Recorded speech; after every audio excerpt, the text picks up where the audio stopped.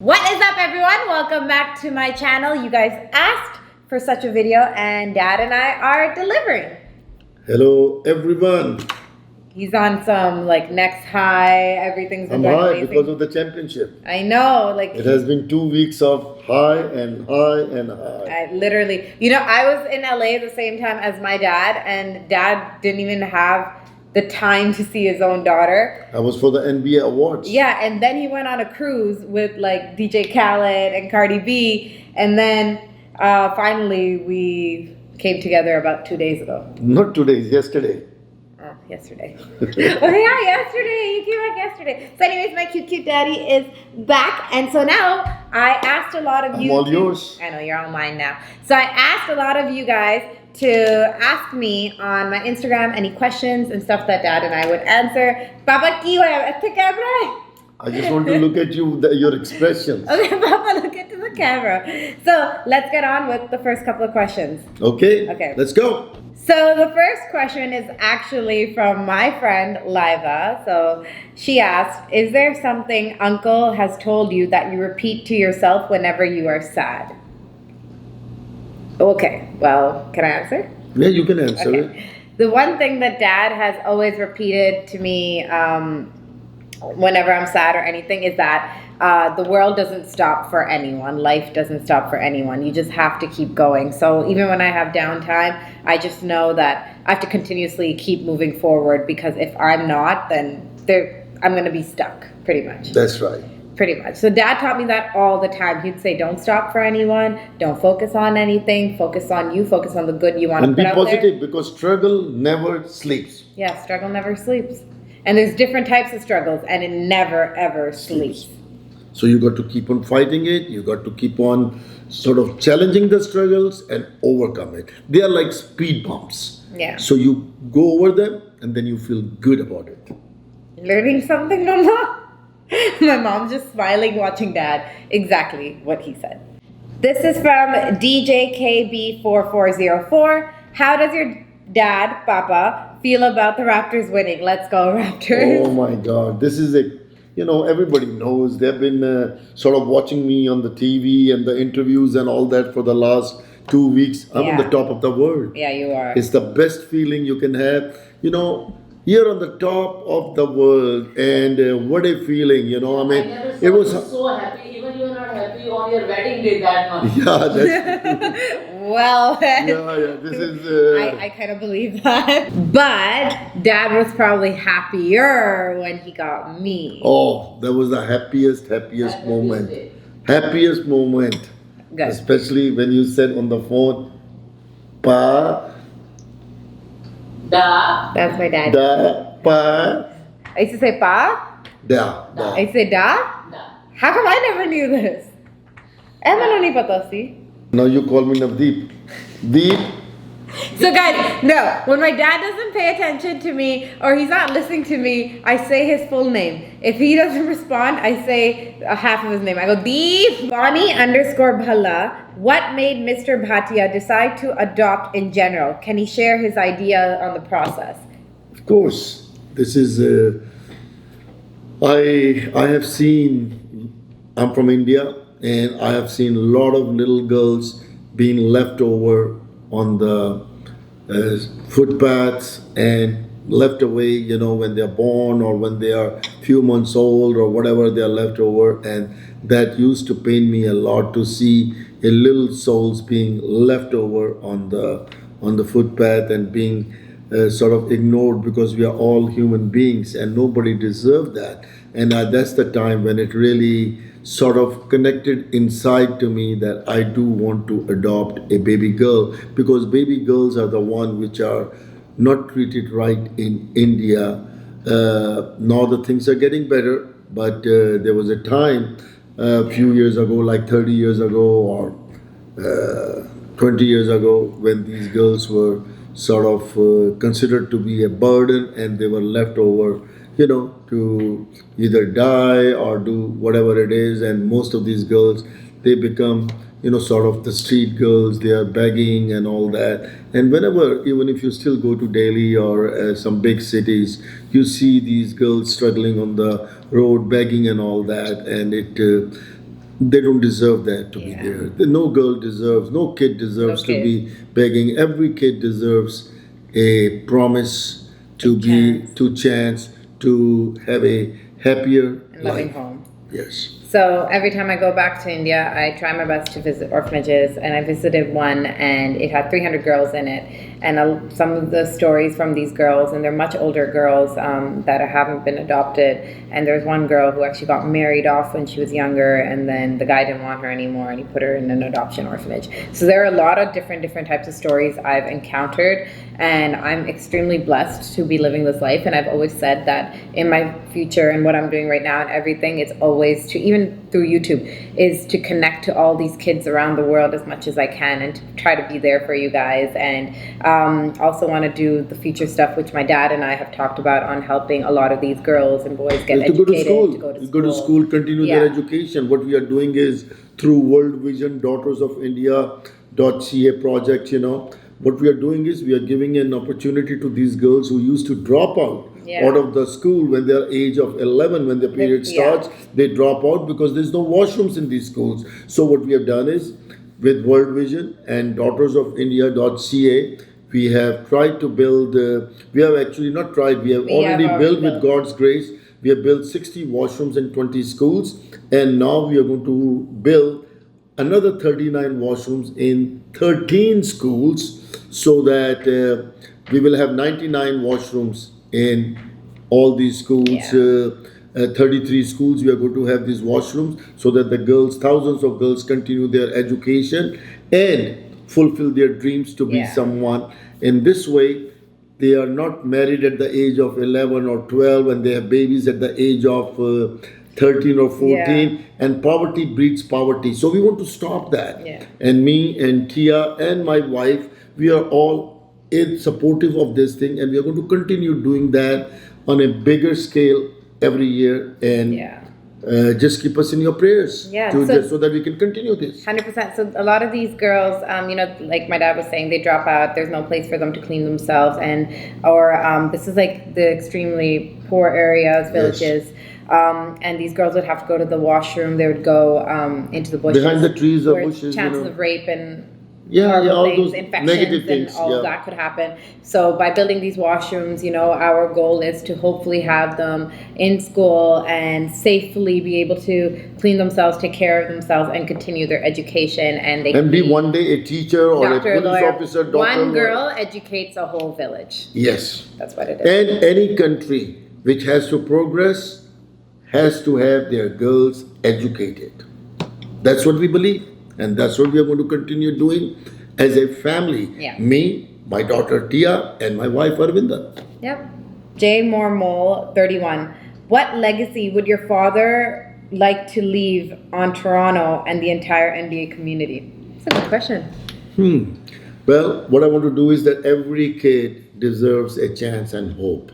And we are building, I also want to build basketball courts. And so that the kids can play basketball. And I believe with all these things happening in Canada, with us winning the championship, the basketball is going to grow like crazy now. And it will get all the people, the kids, a chance to do the good things. Go play basketball and not be doing the negative things in the gangs and all that. And meet different people from different cultural backgrounds and connect with them and play sports with them. There was one thing which was really crazy. After the Raptors won the championship, there was this basketball court. I don't know if you saw it on the news. I don't think you did. They were taking off the nets of that court. Yeah, they were taking the nets because there were some complaints from the neighbors that the kids shouldn't be allowed to play basketball in the evening. But in the summertime, I believe that they are allowed to play 10:30. And yes, there should be a balance between keeping the noise down and the kids playing basketball. And I believe the mayor, Toronto Mayor John Tory, resolved that in a very positive manner. Yeah, I saw the tweet. And that was all good. Oh, okay. I didn't know much about it. I saw the video and I but I believe that it was resolved in a very positive way, and kids are able to play basketball, and the nets went back. Oh, okay. Yes, there you go. nets went back. Oh, okay. I didn't know that. Sanyukta Perumal. So when do you want your daughter Tia to get married?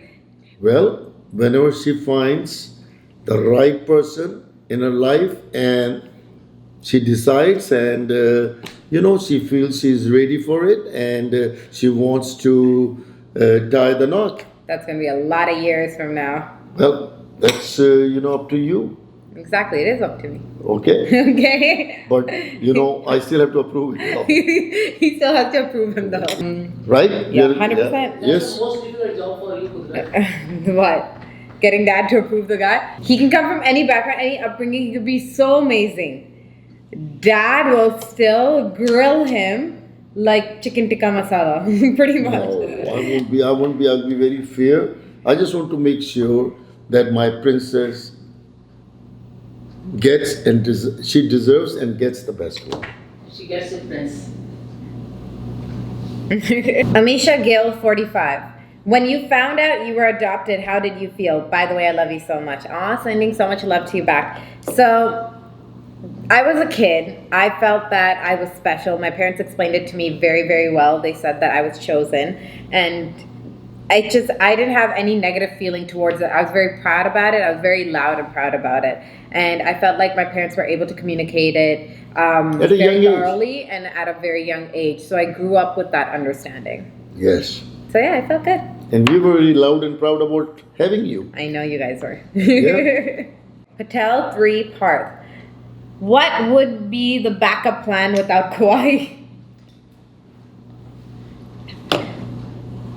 There will be a plan. There will be a backup There plan. will be a plan. I'm not worried about it. Yeah. But I feel that Kawhi will make the right decision for himself Yeah. and for us. Yeah, you know what it is. There are a lot of questions, and we might as well answer this right now. With people asking how Dad feels about Kawhi leaving, this, that, whatever. In the end, I do have to say one thing.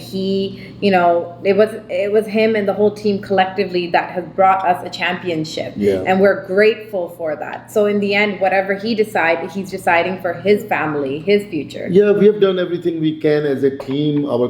He knows that the medical system is good. We gave him a lot of games off so that he can be healthy. He can stay healthy. So he knows the medical director here, which is Alex McKenzie, and I believe that he knows our coaches, he knows our general manager, he knows the fans who give him a lot of love. And at the end of the day, he is going to be the king of Canada, not just a little prince of a small LA area or wherever he is thinking of going, or people are saying that he'll go. So it doesn't matter. We have done the best we can. Yeah. We have offered him everything. He knows what we are. In the end, if he decides to go somewhere, God bless him.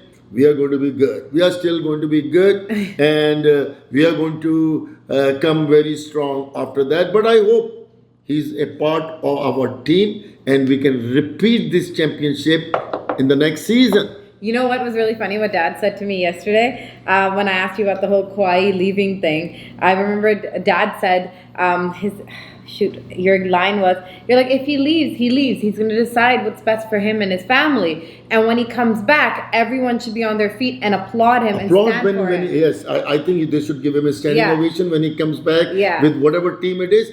But when the game starts, the 48 minutes, he is on the free throw. I'm going to be distracting him with my towels and all that. Then you whatever pick on him. ammunition I have, I'm going to pick on him and make sure he misses the basketball. So Kawhi, better join us and be with us. Yeah, and then after the 48 minutes are done, back to applauding Kawhi. Applauding Kawhi. That's right. Fezzy.h. Can I marry your daughter? We just talked about him having to approve. I don't think that's going to happen. So, Well, you have to reach out to her first. Then, when she tells me, then I'll be studying your case. Then I will decide. studying your case. Yes. Simran, or what? What was the first step you took to go into the entertainment industry? The first step I took was talk to my parents that this is what I want to do, and luckily they supported me. And the first thing I did was I put myself in school. I started training within acting. That was my first step to get into the industry. And it should be your first step on anything. You have a bunch of toolboxes, and then you have to see which tools work for you. And that's what acting classes or school or whatever you're going for, whatever you're being educated for does for you. It gives you the tools to learn how to be in your career. And then obviously when you're in university or when you're outside of university, you learn how to deal with the outside world. Ridley 430, what is your dad's favorite food or dish? My dad's favorite food, exactly like me, is Mexican. We love our Mexican food. I swear to God, almost every week we are at a Mexican restaurant. Yes. Our enchiladas, burritos, rice, everything. And nice salsa and fresh chips. Are you getting hungry? That's what we love. And what? Dal roti. Dal roti. He loves dal. He loves dal. Just Jyoth 530. When was the last time you went to India? The last time I went to India was with Dad when we went with World Vision to do the project that we were talking about. But we are going again. We're coming back. It is going to be my first time in Mumbai. So I'm coming end of September, and I'm so excited because I'm going to be coming with this one. Yep, because October 4th and October 5th, NBA is playing their first basketball game, Sacramento versus Indiana in Mumbai. 2 games, October 4th and October 5th. So crazy. So crazy. Mariam _ asked me, what's your most favorite thing about your parents and your parents' most favorite thing about you? So my most favorite thing about my parents is that they've created a safe spot for me. You know, when you come into your house, you want a safe place where you can talk about your feelings, or you can talk about good things that happen, bad things that happen, all of that. And I feel like my parents have become that safe spot. So when I come home, if I need to cry or anything, it's not like I'm crying in my room alone. I can go and talk to them, and they can help me through my feelings or whatever I'm going through. So yeah, what I love about them is that they gave me a safe spot. So what's your favorite thing about me? Well, you know, since you were a little baby, Yeah. whenever I come home, and even if I'm tired from working 18-hour shift, I come home, I see you, and all my tiredness goes away. And that's the same thing for your mom and myself. Everything. Yeah. You're everything in my life. I love you. This is a cruel question. _Iman_K. Would you rather spend a week in your favorite city, New York, with your dad or with your mom? I think you can answer that honestly. I think it's with your mom. So I've lived in New York with my mom. I was there for many months with mom, and it was a lot of fun with her. So, Yeah. I mean, but the thing is, I'm attached to the hip with my dad. So he's smiling. No, come on. You enjoy with your mom. In New York, you enjoy your mom. Don't pout. New York, I enjoy mom because you sent her there. If you could have stayed with me, that would have been amazing. Yeah, but you know, mom and you I know. love New York. I do love New York. Okay. But she's asking, who would you want to be with? I would be with both. Okay, that's a Are you good okay with that? political. Yeah. Good political answer? No, correct. Politically correct answer.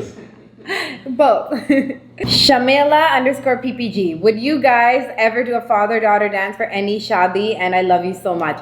We would do a father-daughter dance whenever I decide to get married, and I have it in my head. We wouldn't do a regular dance. I would make my dad do Bhangra hardcore. Okay. All You right. dance for me. Whenever Only that for happens. you. Only for me. By the way, my dad promised me, he's like, I only dance at your events. And he danced at my 6th birthday, and he's like, next time I'm ever going to dance is your wedding. My dad goes and attends Jonas Valanciunas' wedding. I get a FaceTime call, and Jonas is showing dad dancing like crazy. And I'm like, that's not fair. Man, he's my little son too. You know, Jonas Valanciunas is my little son. Doesn't matter wherever he is. He's in Memphis now, or he's in Lithuania. And I'm going to be seeing him in China. Oh, okay. Canada is playing Lithuania. Oh, I allowed you to go to China?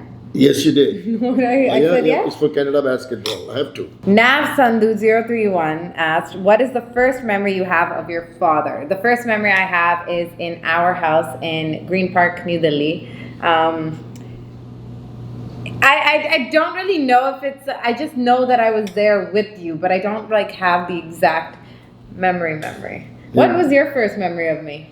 Oh, when I went there, you know, it was a winter, very cold, and you were wearing a little rajai, and you came out and just hugged me. Oh, and you said, Papa. And you hugged, and then you did a little dance for me in cold, Kukun, Kumni yeah. Pambiriya Kum Kum Kum Kum. Kum. Yeah, Kumniya Pamiriye Kum Kum, and you were like just a year and some plus few months. Yeah. See, I love dancing, guys. Dancing I've always continuously done. Yes. Yeah, even when my parents, when they brought me to Canada, the video that they were recording on my first day, I was dancing to Koyal Si Teri Boli. Kuku Kuku.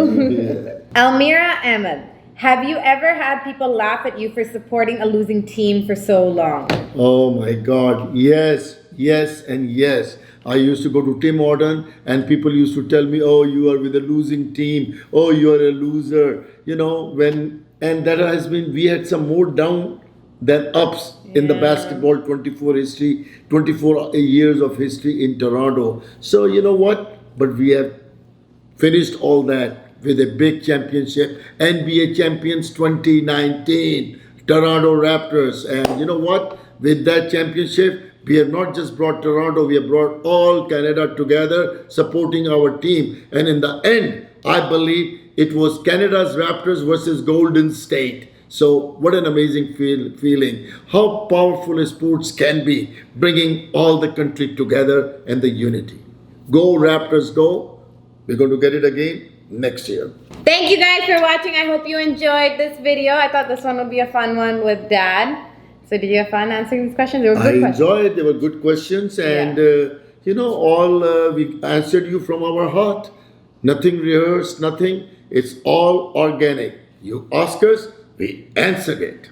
He's so cute. I hope you enjoyed it. Dad's so used to giving interviews. You answer it.